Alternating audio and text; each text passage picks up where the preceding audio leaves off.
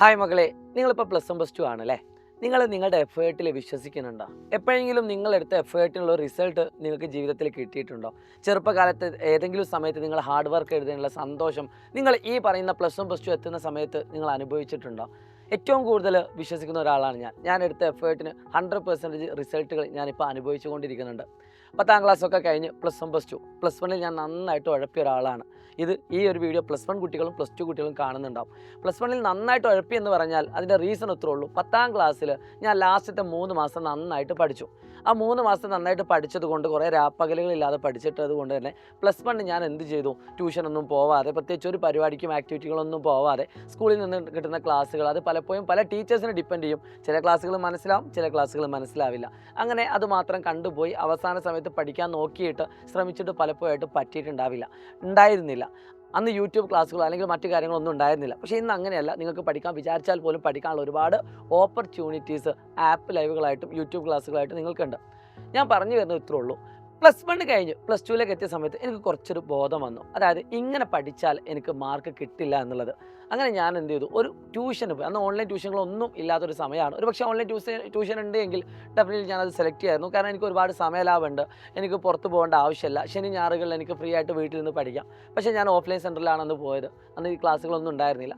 എനിക്ക് ഒരുപാട് ചേഞ്ചസുകൾ അതിൽ നിന്നുണ്ടാകാൻ പറ്റി. ഞാൻ രാവെന്നോ പകലെന്നോ ഇല്ലാതെ പല കാര്യങ്ങൾക്ക് വേണ്ടി നിർബന്ധിതമായി പഠിക്കേണ്ട ഒരു അവസ്ഥ എനിക്ക് വന്നു. അവസ്ഥ എന്ന് പറയുന്നില്ല, ഒരുപാട് നിർബന്ധമായിട്ട് ഞാൻ പഠിച്ചു. അങ്ങനെ എനിക്ക് +1ലുള്ളതിനേക്കാൾ ഒരു 10% മാർക്ക് എനിക്ക് +2ൽ കിട്ടി. ഒരു ആവറേജ് സ്റ്റുഡൻ്റ് ആയിട്ടുള്ള ഞാൻ ഈ പറയുന്ന ശനി ഞായറും മറ്റു പരിപാടികളൊക്കെ മാറ്റി വെച്ചുകൊണ്ട് പഠനത്തിലേക്ക് നീങ്ങിയപ്പോൾ അതിൻ്റെ റിസൾട്ട് എനിക്ക് കാണാൻ പറ്റി. കുഴപ്പമില്ലാത്ത രീതിയിൽ ഭാവിയിൽ ഞാൻ മുന്നോട്ട് പോവുകയും ചെയ്തു. ഇപ്പോൾ ഞാൻ വാങ്ങിക്കൊണ്ട് പല ആൾക്കാരും ചോദിക്കാറുണ്ട്, സാറിൻ്റെ സാലറി എത്രയാണ്, അതെത്രയാണ്, ഇതെത്രയാണെന്നൊക്കെ ചോദിക്കാറുണ്ട്. എനിക്കെപ്പോഴും പറയാനുള്ളത്, ഞാൻ പണിയെടുത്തതിൻ്റെ സാലറി ഞാനിപ്പോൾ വാങ്ങുന്നുണ്ട്. അത് എത്ര എന്നുള്ളത് ഇവിടെ പറയേണ്ട ആവശ്യമില്ല എന്ന് വിചാരിക്കുന്നു. പക്ഷേ ഞാൻ പറയുകയാണ്, ഞാൻ എടുത്ത എഫേർട്ടിനുള്ള റിസൾട്ട് ഞാനിപ്പോൾ അനുഭവിച്ചു കൊണ്ടിരിക്കുന്നുണ്ട്. ഇതേപോലെ നിങ്ങൾക്കിപ്പോൾ മാർക്ക് ഉണ്ടോ ഇല്ല പോലെ, പക്ഷേ നിങ്ങളൊരു എഫേർട്ട് എടുത്തുകൊണ്ട് നിങ്ങൾ പഠിക്കാൻ വേണ്ടി ശ്രമിച്ചിട്ടുണ്ട് എങ്കിൽ ഡെഫിനിറ്റ്ലി നിങ്ങൾ എടുത്ത പണിക്കുള്ളൊരു റിസൾട്ട് ഭാവിയിൽ നിങ്ങൾക്ക് വേണ്ടി കാത്തിരിക്കുന്നുണ്ട്. അതുകൊണ്ട് പഠിക്കാൻ മടിയുള്ള കുട്ടികളൊക്കെ എത്രയും പെട്ടെന്ന് പഠിക്കുക. പഠിച്ചു തുടങ്ങിയിട്ടില്ലെങ്കിൽ ഏറ്റവും വലിയ നഷ്ടമാണ്.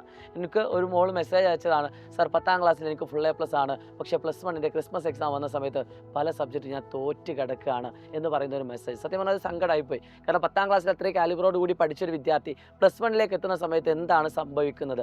അതെ, അതിനൊരു റീസണ് ഒരു പക്ഷേ നിങ്ങളുടെ ക്വസ്റ്റ്യൻ പേപ്പറിൽ എൻ്റർലി ഡിഫറൻ്റ് ആയിട്ടുള്ള പാറ്റേണുകൾ നിങ്ങൾ അനുഭവിച്ചതുകൊണ്ടായിരിക്കാം. 10ാം ക്ലാസ് പോലുള്ള സിലബസ് അല്ല +1ലേക്ക് വരുന്ന സമയത്ത് ഉണ്ടാവുന്നത്.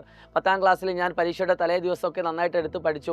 പരീക്ഷയുടെ ഒരു മാസം മുമ്പേ പഠിച്ചിട്ടുണ്ടായിരുന്നു. പക്ഷേ +1ൽ ഈ ഒരു മാസം മുമ്പേ പഠിച്ചതൊന്നും എനിക്ക് വലിയ ഹെൽപ്ഫുൾ ആവുന്നില്ല. അങ്ങനെ പല പല ഫാക്ടേഴ്സുകൾ ഇതിൻ്റെ ഉള്ളിലുണ്ട്. സോ എന്ത് തന്നെയാണെങ്കിലും വിട്ടുകൊടുക്കില്ല എന്നൊരു ബോധ്യമുണ്ട് എങ്കിൽ ഡെഫിനറ്റ്ലി നിങ്ങൾക്ക് റിസൾട്ടിലേക്ക് എത്താൻ സാധിക്കും. ഇന്ന് തന്നെ നിങ്ങൾ പഠിച്ചു തുടങ്ങുക.